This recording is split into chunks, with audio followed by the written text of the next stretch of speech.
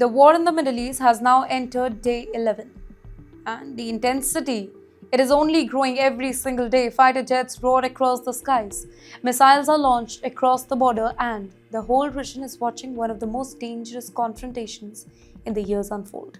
Welcome to TimesXP's war coverage. It's me, Tritiya.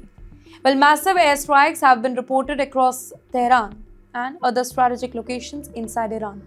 According to the officials from the United States, the joint military campaign with Israel has targeted key military infrastructure. Now, these include missile launch facilities, weapon storage sites, and installations that are linked to the IRGC.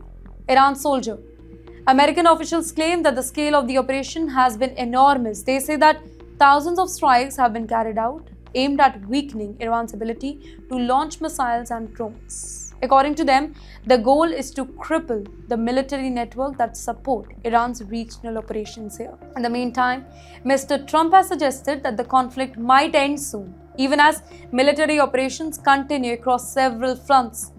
Ladies and gentlemen, his statement has sparked debate among analysts who kind of believe that the whole situation on the ground, it remains highly volatile. However, Iran is sending a very different message here. That's right, Tehran has vowed that it will not back down. Iranian commanders say that their forces will continue launching retaliatory strikes, including their ballistic missile and armed drones, aimed at Israeli target and the US military position across the Middle East. Several regional bases, cities, there have already been reported missile alerts and interception. In fact, Iranian media has also claimed another dramatic claim, suggesting that missiles targeted the residence of Mr. Benjamin Netanyahu. While the reports have triggered intense speculation online, Israeli officials have not really confirmed any direct damage to the Prime Minister's office. At the very same time, explosions have been reported at energy facilities in Tehran, including areas that are linked to oil storage.